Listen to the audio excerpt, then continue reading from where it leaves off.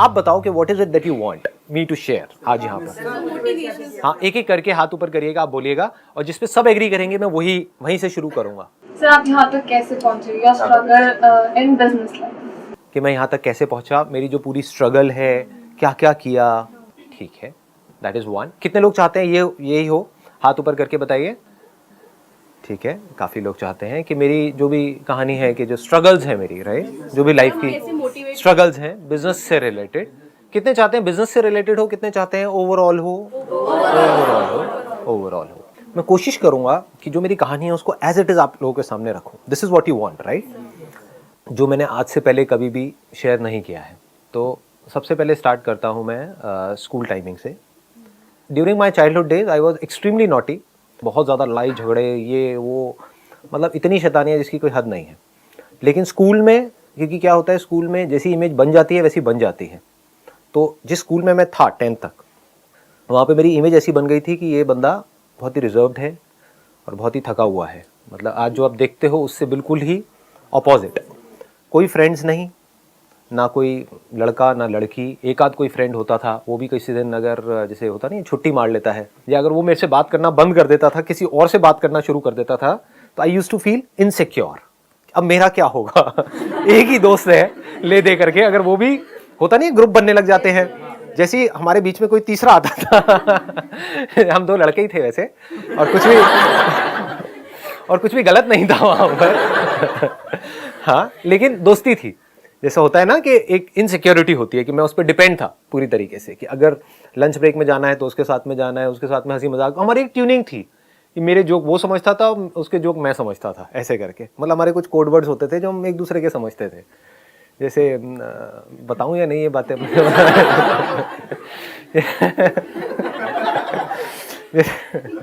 छोड़ो, ज़्यादा हो जाएगा। हाँ तो अरे नहीं यार, वो छिछोरा शो करोगे। जैसे हमारा एक कोड वर्ड था, वो देखेगा दोस्तों हंसेगा। जैसे कोई, मतलब जैसे कोई लड़की हमको अच्छी लगती थी, बात तो होती नहीं थी ना उसकी ना मेरी, मतलब हम दोनों ही थके हुए से थे, बिल्कुल ही अलग अलग रहते थे साथ में। तो ऐसी कोई निकलती थी तो चुपचाप मुंह नीचे कर लेते थे और एक दूसरे को बोलते थे, ओए नाग ओए। कोड था नाग बोलते थे, क्यों क्या पता नहीं। एनी हाउ, अगर कभी जैसे उसने बिना बताए छुट्टी कर ली तो मैं इतना इनसिक्योर हो जाता था कि अकेले जा करके छुप के, हमारे स्कूल में पीछे एक जगह होती थी, वहाँ पर जा करके बैठ के अकेले में लंच करता था। क्योंकि अगर सबके पास में आता था तो लोग बोलते थे यार क्यों चेप हो रहा है। जैसे सबके अपने अपने ग्रुप बने होते हैं ना, तो ऐसा लगता था मेरे को खुद को ही कि मैं ज़बरदस्ती क्यों चेप हो रहा हूँ उनके पास पे जा करके। या फिर वो लड़ाई झगड़ा करना शुरू कर देते थे, थोड़ा उल्टा बोलना शुरू कर देते थे। तो ऐसी मेरी पर्सनैलिटी थी 10th तक। मतलब आप आइडिया लगा सकते हो, राइट, कि हाइट ऑफ लोनलीनेस। और मैं अब सेशंस करता हूँ how to overcome loneliness. It's so ironical, right. इतना ज़्यादा अकेला था, लेकिन लड़ाई झगड़े में नंबर 1 था। मतलब 10th तक खूब लड़ाई झगड़े हुए हैं। अकेला लड़ता था, सामने 5-10 लोग होते थे, वो मिल करके मुझे मारते थे। तो खूब पिटा हूँ, पिटा भी है, पिटा ज़्यादा हूँ। तो 11th में जो टर्निंग पॉइंट की आपने बात करी कि भाई टर्निंग पॉइंट क्या था, तो 11th standard was the biggest turning point of my life. क्योंकि 10th में मुझे समझ आ गया था कि इस स्कूल में अगर मैं रहा तो मेरा कुछ होने वाला नहीं है। तो मैंने डिसीजन लिया स्कूल चेंज करने का।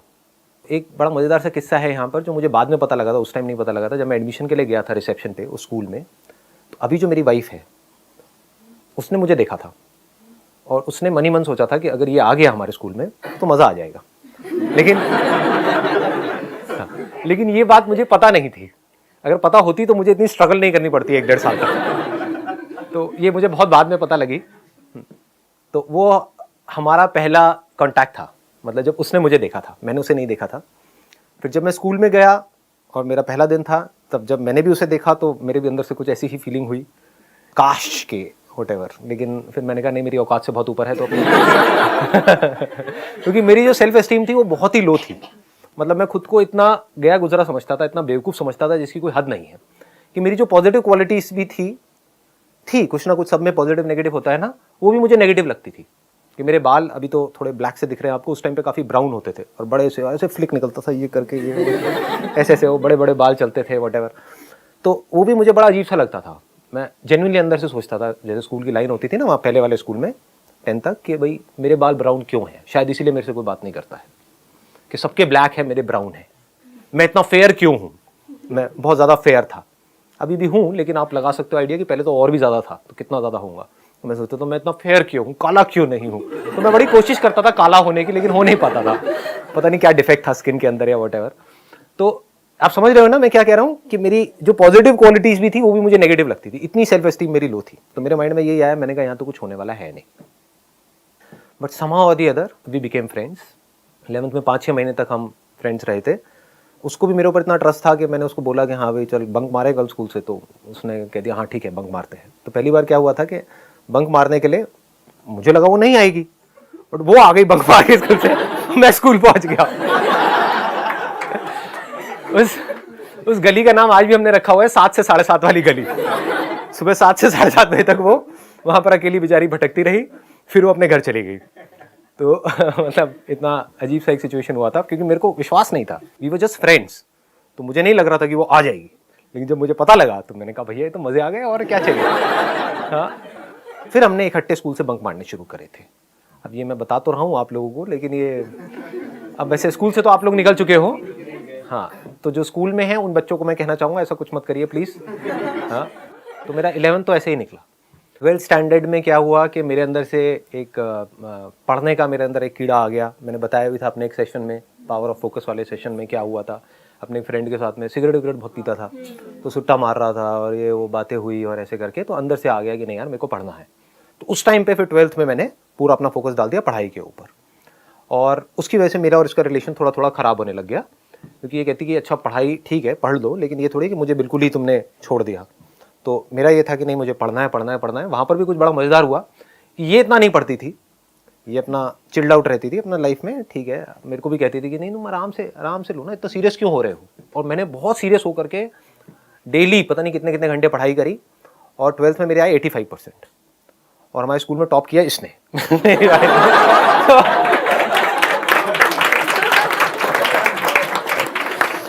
और तब भी मेरी बड़ी ईगो हर्ट हो गई थी। ये बड़ा अजीब सा कैरेक्टर था उस टाइम पे। मैंने कहा ये क्या हुआ है, मैंने तूने बताया भी नहीं कि तू इतना पढ़ रही है। और वो पढ़ाई में इतनी एक्स्ट्रा ऑर्डिनरी थी भी नहीं। मतलब 11th में क्या हुआ था, उसकी 2 सब्जेक्ट्स में कंपार्टमेंट आ गई थी। ऑल्दो पढ़ाई में अच्छी थी, लेकिन हमारा जो अफेयर था वो फैल गया था पूरे स्कूल में, प्रिंसिपल तक और यहाँ वहाँ। तो उन्होंने दिमाग लगाया, उनकी ये स्ट्रैटेजी थी हमारे स्कूल वालों की उधर की, कि जब भी ऐसा कुछ हो तो एक को बाहर कर दो स्कूल से, समझ गए। तो मेरे को बाहर करने की उनमें हिम्मत नहीं थी, क्योंकि मैंने एक बहुत बड़ा कांड किया था 11th स्टैंडर्ड में, तो वो पूरे स्कूल में सबको पता था। Do you want to know कि क्या कांड किया था? That was also turning point of my life, तो बता देता हूँ। उसमें क्या हुआ था कि मैं जिस स्कूल से आया था वहाँ पर इतने बड़े बच्चों को मारते नहीं थे, मतलब कि 10th 11th में नहीं मारते थे। हाँ, बचपन में तो बहुत मार खाई है, 4th 5th 6th में तो बहुत पिटाई होती थी, लेकिन 10th 11th 12th में मैंने वहाँ पर नहीं देखा था उस स्कूल में किसी को मारते हुए। लेकिन यहाँ पर नॉर्मल था कि आप 11th में हो 12th में हो, पिटाई होगी तो होगी, रोज होनी ही होनी है पिटाई। मतलब ऐसा स्कूल था ये, इतनी ज़्यादा यहाँ पे दहशत फैलाई हुई थी कुछ लोगों ने। उसमें से एक पीटी सर थे जो ये टिपिकल जो होते हैं। हाँ, तो अब क्या हुआ कि मेरे को आदत थी नहीं मार खाने की, क्योंकि बाहर भी मैंने बताया कि मेरे लड़ाई झगड़े बड़ी जल्दी हो जाते थे, ज़रा सा भी कुछ होता था तो मार पिटाई ये वो शुरू हो जाता था 1 मिनट के अंदर अंदर। तो यहाँ पे क्या हुआ, इनको पता नहीं था, इनको सर को, तो इनके भी अंदर कहीं ना कहीं आया होगा कि यार लड़का नया आया है, चलो इसको ठीक करते हैं, अपने सांचे में ढालते हैं। इनको पता नहीं था कि मैं ढलने वाले मुझसे नहीं हूँ। तो अब क्या हुआ कि इन्होंने लाइन में सबको खड़ा किया, उनके हाथ में एक डंडा रहता था, अच्छा लकड़ी का मोटा सा डंडा। तो वो एक एक करके सबको मारते हुए आ रहे, जैसे हाथ आगे करो ताड़, हाथ आगे करो ताड़। मेरे पास तक पहुँचे, I was the 4th number. मैं कहा सर मारना मत प्लीज़, बात कर लो जो करनी है, मारना मत। मार वार खाने की मेरी आदत नहीं है, मतलब बचपन में बहुत पिटाई हुई है तो मेरे अंदर मैं बहुत भरा हुआ हूँ, अगर आपने मारा तो कुछ भी हो सकता है व्हाटएवर। तो उन्होंने कहा अच्छा तू धमकी दे रहा है मेरे को। तो उन्होंने लिया, बाकी सबके तो यहाँ मार रहे थे, मेरे डंडा लेकर के पीछे या पैर के पीछे काव्स के ऊपर खींच करके मारा। मतलब वो सूज गया था करीबन 10-15 दिन तक के लिए, तो अच्छे तरीके से मैं वहीं पे गिर गया, मतलब इतनी तेज पड़ा था कि मैं वहीं गिर गया। फिर मैं खड़ा हुआ, तो फिल्में देखी थी। खड़ा हुआ, मैं कहा सर मारा क्यों आपने? मैंने कहा था ना मत मारना, मारा क्यों? तो उस बंदे को पता नहीं था कि ये बंदा मतलब इस हद तक चला जाएगा। तो उन्होंने कहा अच्छा तू धमकी दे रहा है मेरे को। उन्होंने खींच के थप्पड़ मारा मेरे यहाँ, मतलब अच्छे तरीके से घुमा के। और फिर जैसे होता है ना, कुछ देर के लिए तो तारे नजर आ जाते हैं दिल में। हाँ, एकदम से कुछ समझ नहीं आया क्या हुआ है, लेकिन फिर जैसे ही थप्पड़ पड़ा मैंने कहा नहीं ये ज़्यादा हो गया है, मतलब जब थप्पड़ पड़ा तो फिर मैंने अपनी टाई ढीली करी, मैंने कहा मार तू तू पे आ गया था। मैंने कहा ये तो ज़्यादा ही हो गया है, मतलब एक मारा दो मारा, मतलब ये क्या क्या बदतमीजी हो रही है। मैंने कहा मार आज कितना मारता है। टाई ढीली करी, शर्ट बाहर निकाली, शर्ट के ऐसे करके हल्के से बटन फाड़े, मार।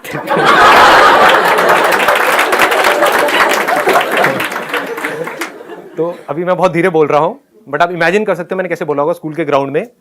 और भी जो स्टैंडर्ड के जैसे 12th के और थे लड़के लड़कियां, वो आ गए, एकदम से सारी भीड़ आ गई, मतलब सब लोग देख रहे हैं कि क्या हो रहा है। और बहुत तेज मैं बोल रहा था, मतलब बहुत ज़्यादा एक लाउड वॉइस में, मार तो कितना मारेगा। और फिर मैंने देखा, मैं भी यहाँ से काँप रहा था, क्योंकि हालत तो पिटाई के बाद में अपने आप ही बॉडी कांपने लग जाती है, ऊपर से गुस्से से बॉडी कांपने लग जाती है। सामने मैंने देखा तो सर भी कांपने लग गया। तो मेरा कॉन्फिडेंस और बढ़ गया, मार ना तो सोच क्या रहा है, देखता हूं आज कितना मार, निकाल अपनी पूरी भड़ास, ऐसे करके मतलब पूरा तगड़ा सीन क्रिएट हो गया। इतने में जो उसके जो सीनियर सर थे, पीटी सर 2 थे, वो आए मेरे पास में, कहते अरे संदीप रिलैक्स रिलैक्स रिलैक्स, पानी पियो। मैं क्या पानी। और छोड़ा हो गया। लेकिन जब मैंने उनके साथ ऐसा किया तब मुझे अंदर से लगा बेटा तू तो गया, ये अब थोड़ा ज्यादा हो रहा है। मैं कहा सर देखो ना क्या क्या, थोड़ा सा संभाल लिया था क्योंकि अंदर से तो मेरी हालत टाइट हो गई थी। मैंने कहा बेटा ये बहुत बड़ा रायता फैला दिया तूने, अब तू गया। लेकिन हैविंग सेड दैट, कहीं ना कहीं ये कॉन्फिडेंस भी था कि नहीं यार जो उसने किया, बंदे ने मारा तो है ही, और मारना अलाउड नहीं है, ये उस टाइम पे वैसे कॉमन था, लेकिन फिर भी अंदर से था। तो सामने वाला बंदा भी डर गया। फिर थोड़ी देर में वो सर आए, उन्होंने मेरे को रिलैक्स किया, इधर से दोस्तों ने रिलैक्स किया, ये किया वो किया। फिर थोड़ी देर में वो सर आए जिनके साथ में ये सब कांड हुआ था, उन्होंने भी आके बोला सॉरी संदीप ये वो व्हाटएवर, ऐसी अपनी उनकी आवाज़ थी बड़ी फनी सी। सॉरी आज के बाद ऐसा कुछ नहीं। सर कोई नहीं सर, क्या हो गया सर, हो जाता है, आई अंडरस्टैंड, कोई बात नहीं सर। सर संदीप देख लो कुछ है तो नहीं ना तुम्हारे मन में, तो नहीं। मैं मेरे मन में क्या होगा सर, कोई नहीं, मेरा तो जो होना था सो हो गया। उसके बाद में जैसे जैसे ऊपर गया पूरे स्कूल में बात फैल गई थी। तो I became an overnight, what do you call it, as a hero और a super hero of that particular school. जहां भी जाता था और देखो वही है। और बात क्या हो गई, मैंने मारा नहीं था सर को, लेकिन सब कह रहे थे इसने सर को मारा है, सर को मारा है। बात फैल गई, जबकि मैंने मारा नहीं था, मेरी तो खुद की हालत टाइट थी। मैंने कहा यार ये क्या हो गया, एनी हाउ। तो लेकिन बात ऐसे फैल गई कि ये वही लड़का है जिसने सर को मारा, इससे थोड़ा बच के रहना, व्हाटएवर, ऐसे करके। तो वैसा एक माहौल बन गया था। तो I think, I may be wrong, but I think इस वजह से मुझे 11th में पास कर दिया, क्योंकि लोगों को लगा कि ये तो भैया पागल है, ये पता नहीं क्या करेगा, कहीं स्कूल के बाहर जाकर के सर को, मैडम को ना पकड़ ले, व्हाटएवर। कहीं ना कहीं डरते तो वो भी है, राइट, उनके अंदर भी डर होता है। तो उन्होंने मुझे पास कर दिया, लेकिन मेरी उसको फेल कर दिया, मतलब उसकी 2 में कंपार्टमेंट आ गई। इसके बाद सीधा ही क्या हुआ कि 12th में टॉप किया किसने, अगेन मेरी वाइफ ने, और उसका नाम 10 साल तक वहाँ पे स्कूल के वहाँ पे लिखा रहा। तो एक तरह से देखा जाए तो स्कूल के ऊपर भी एक बहुत बड़ा एक क्वेश्चन मार्क है कि 11th में जिसकी कंपार्टमेंट आई थी वो she was the topper of that particular school in that particular year. तो ये थी 12th तक की कहानी। अब 12th में क्या हुआ कि 9th-10th में ही मेरे घर की हालत ख़राब होनी शुरू हो गई थी फाइनेंशियल लेवल पे, और 11th-12th में तो बहुत ही ज़्यादा ख़राब थी। तो 12th में कहीं ना कहीं मेरे ऊपर एक प्रेशर भी था कि मेरे को जल्दी से जल्दी कुछ करना है, as far as making money is concerned. पैसा भी कमाना है और जल्दी से अपने आप को कुछ करना है, मतलब ये नहीं पता था क्या करना है क्या नहीं। तो 12th में जो मैंने पहला काम किया वो था कि 12th से निकलते ही मैंने एक हेल्पलाइन खोली थी। अब ये आप लोगों को पता नहीं होगा किसी को भी, क्योंकि मैंने इस सब के बारे में बात नहीं करी, और मैं कोशिश करूँगा वही पॉइंट्स यहाँ पर टच करने की जो किसी को पता नहीं है अभी, जो मैंने किया नहीं। तो मैंने पैम्फलेट छपवाए 2500 रुपये के, उसमें था what to do after 10+2 question mark. और वो एक हेल्पलाइन थी कि अगर आपने अभी 12th पास करी है और आप जानना चाहते हैं आगे क्या करियर चूज़ करना है, तो आप यहाँ पे फ़ोन कर सकते हैं। मैंने अपने घर का लैंडलाइन नंबर दिया था, और आप पूछ सकते हैं सर से कि संदीप सर से कि हमें क्या करना चाहिए। और वो संदीप सर कौन है, वो खुद 12th पास है। तो मैंने क्या किया था, इस तरह की जो और हेल्पलाइंस थी या जो और करियर काउंसलर्स थे वहाँ पर गया, क्योंकि जुगाड़ू तो मैं शुरू से ही रहा हूँ। तो वहाँ पर गया, उनसे जा करके सारी इंफॉर्मेशन ले ली, वो लिख लिया, सारा बना लिया, अच्छे से रट लिया। तो कोई भी फ़ोन आता था तो बड़े कॉन्फिडेंस से बात करता था। लेकिन कई बार हो जाता था वो एंड में पूछते थे सर आपने क्या किया, आपको इतनी नॉलेज है। मैंने कहा अभी 12th के एग्जाम दिए जी। उसके बाद बड़ी गालियाँ पड़ती थी, क्योंकि मैं झूठ नहीं बोल सकता। मतलब अगर कोई पूछेगा तो मेरे को सच बोलना है, घुमा फिरा करके नहीं, सीधा बोल देता था। लेकिन हुआ क्या, यहाँ पे 2500 रुपये मैंने लगाए थे। इसका बिजनेस मॉडल मेरा ये था, आइडिया ये था कि यहाँ से मैंने एक इंस्टीट्यूट में टाइप कर लिया। एक इंस्टीट्यूट मैंने ज्वाइन किया था NIS के नाम से, National Institute of Sales and Marketing. अब मुझे पता नहीं वो है या नहीं है। मुझे था कि जल्दी कुछ करना है, मेरे अंदर पेशेंस नहीं है शुरू से ही, पता नहीं क्यों।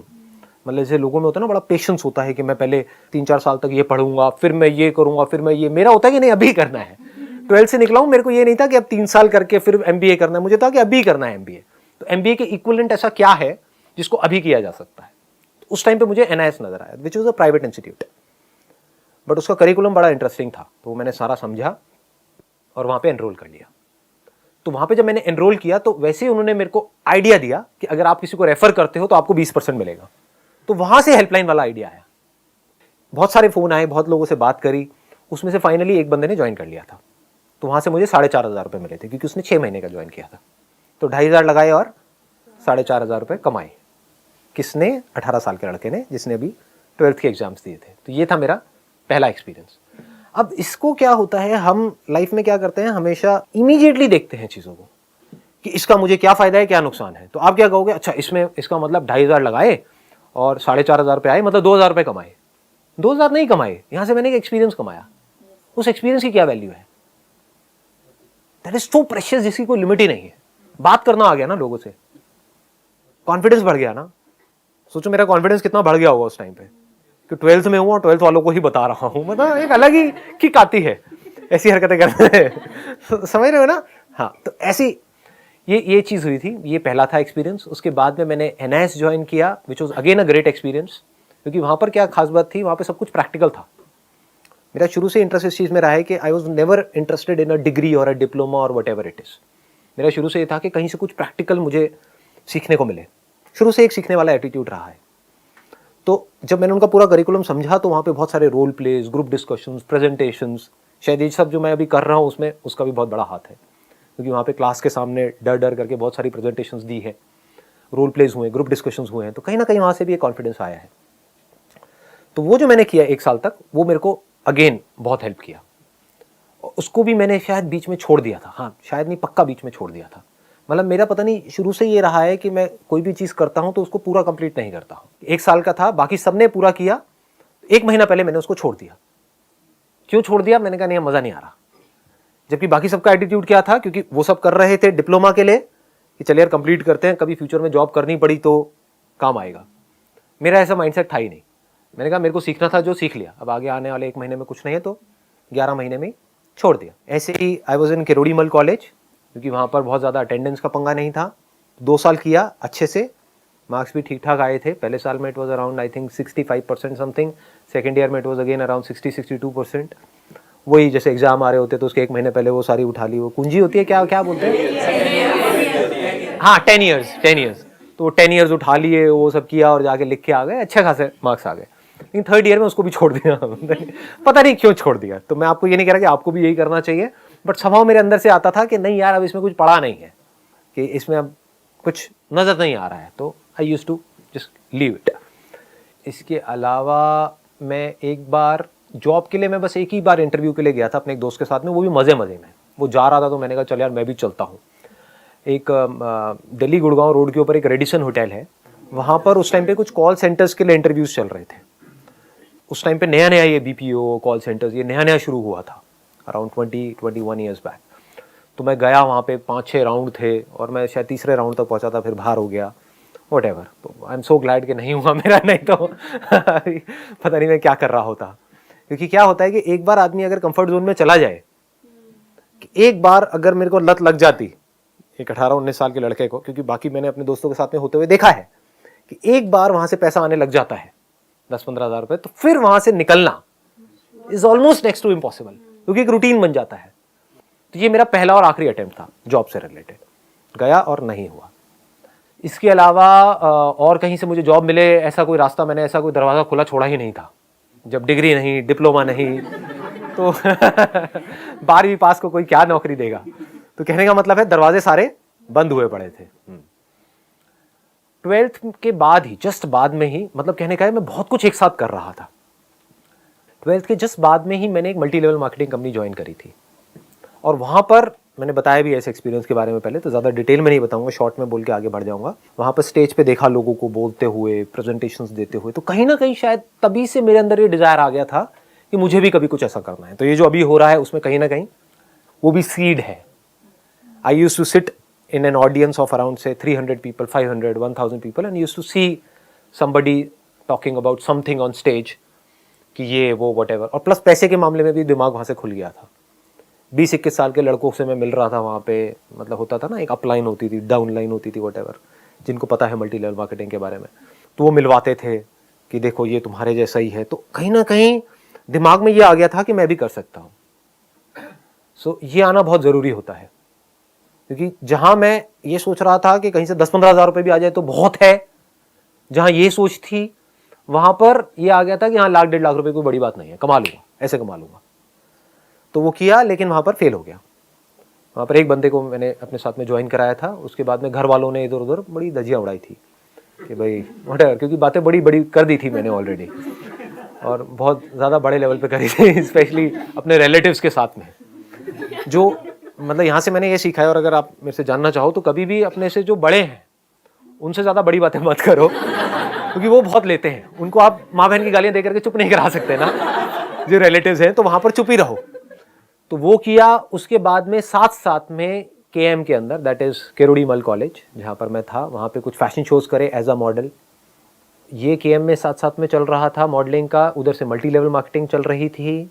मल्टी लेवल मार्केटिंग कंपनी से जब मैं निकला, उसका नाम नहीं बताऊंगा, लेकिन जब उस कंपनी से निकला at the age of 18 years, तो वहाँ पर एक लिक्विड सोप करके एक प्रोडक्ट होता था।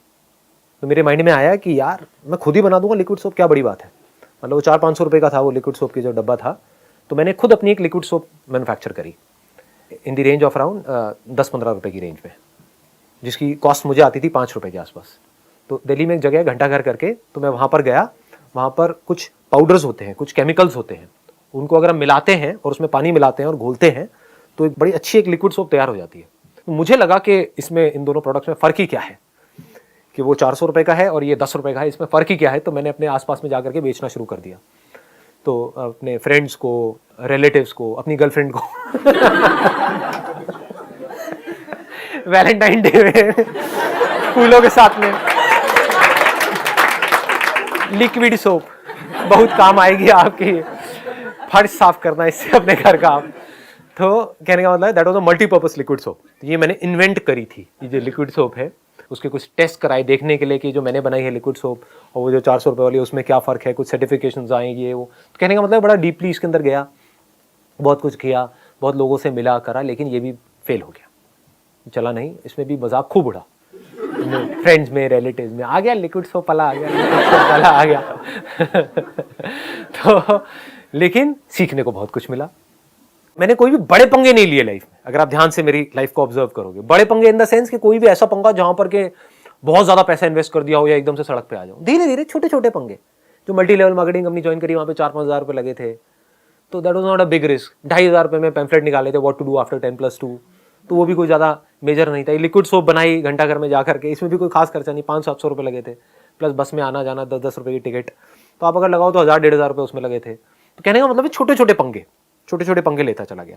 हाँ, पढ़ाई के लिए क्योंकि मेरे को बहुत ज़्यादा अपनी तरफ अट्रैक्ट कर रहा था NIS का, तो वहाँ पे एक मेजर इन्वेस्टमेंट हुई थी जो मैंने घर वालों से पैसे लिए थे। दैट वाज अराउंड 50,000 जो वो कोर्स किया था, but that was worth it. मतलब वहाँ से जो सीखा प्रैक्टिकली, दैट इज़ अमेजिंग, जो मुझे आज पता है कि वो क्या है, उसकी जो वैल्यू है। एनीहाउ, फिर मैंने अपने एक दोस्त का पोर्टफोलियो देखा जो KM में मेरे साथ में था, वो भी एज अ मॉडल, उसने अपना कहीं से फोलियो बनवाया था।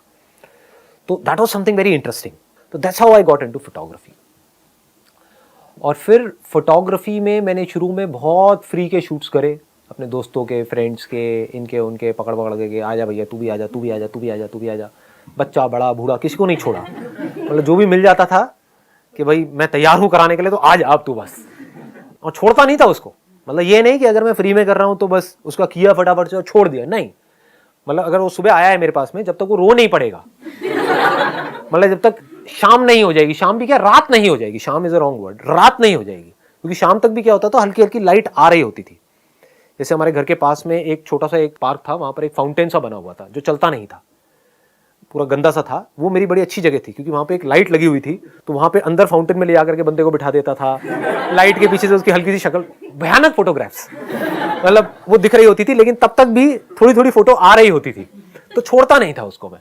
मतलब सुबह बुलाता था और शाम तक लगा रहता था। कहने का मतलब था I was too passionate about what I was doing photography, and I was making close to around 25,000-30,000 rupees in a month मतलब नेट आप कह सकते हो 20-25 हज़ार रुपये यहाँ से फोटोग्राफी से कमा रहा था, इतना काम चल गया था। फिर उसके बाद में एक और मल्टी लेवल मार्केटिंग कंपनी आई, वो मेरा एक फ्रेंड आया, उसके साथ में मैं गया, कहीं ना कहीं कीड़ा तो था ही। वो थोड़ा और बड़े लेवल की थी, वो बंद हो गई तो उसका नाम मैं ले सकता हूँ, जापान लाइफ नाम से थी।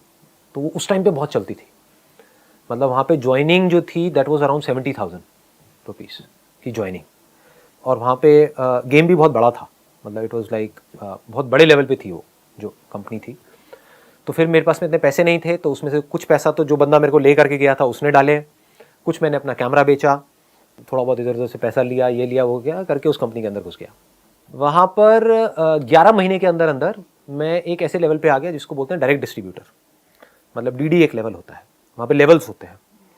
तो मेरा एक नेटवर्क बन गया था करीबन 125 लोगों का, and I was making close to around 1 से 1.25 लाख रुपए महीने का at the age of 20 years. लेकिन अंदर से आया कि नहीं अपनी खुद की कंपनी खोलनी मल्टी लेवल मार्केटिंग कंपनी, तो मैंने वहाँ से रिज़ाइन कर दिया। तो इस डिसीजन को सुन करके घर वाले थोड़ा घबरा भी गए थे।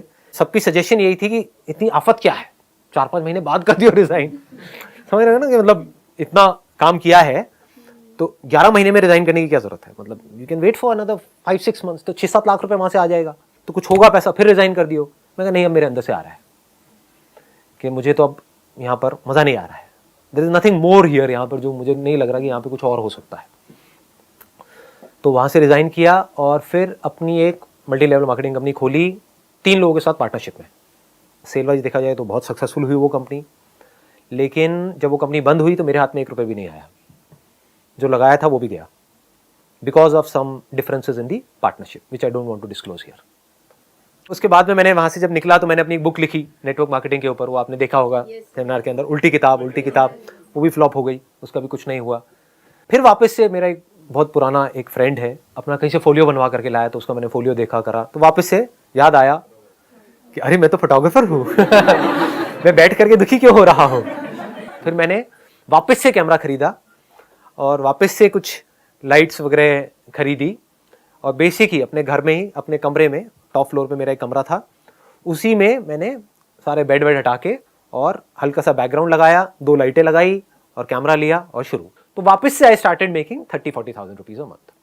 लेकिन फिर उसमें एक लेवल पे आकर के अटक गया, तो फिर उसके बाद में मैंने वर्ल्ड रिकॉर्ड के लिए ट्राई किया और वर्ल्ड रिकॉर्ड बन गया फोटोग्राफी के अंदर। उसको मैं बहुत ज़्यादा डिटेल में नहीं बताऊंगा क्योंकि वो मैं आई थिंक बता चुका हूँ लास्ट लाइफ चेंजिंग सेमिनार में, तो मैं वहाँ से आगे बढ़ जाता हूँ।